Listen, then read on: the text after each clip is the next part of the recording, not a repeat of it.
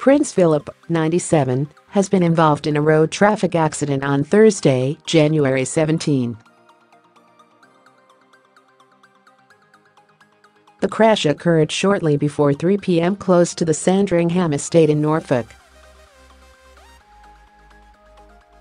The Duke of Edinburgh was not injured, the palace has confirmed. Does the Duke of Edinburgh have a driving license? Prince Philip has a driving license, Buckingham Palace has confirmed.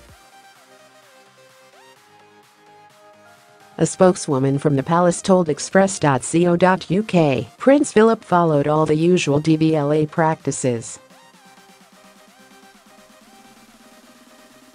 However, his wife, Queen Elizabeth II, does not need a driving license because driving licenses are issued in her name.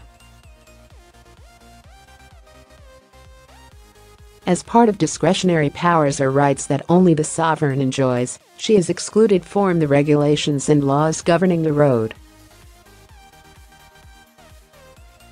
The Queen has never had to do a driving test and is the only person in Britain allowed to sit behind the wheel with a driving license. The Duke was driving a Range Rover and was pulling out of a driveway onto the A149 when the accident happened. The car accident happened close to Sandringham Estate in Norfolk, where the Duke of Edinburgh and the Queen has been staying since Christmas. According to eyewitnesses, the car Prince Philip was driving overturned. The eyewitnesses added they helped the Duke out of the vehicle.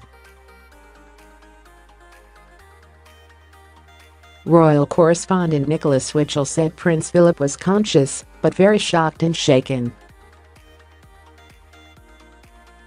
A statement from Buckingham Palace said the Duke of Edinburgh was involved in a road traffic accident with another vehicle this afternoon.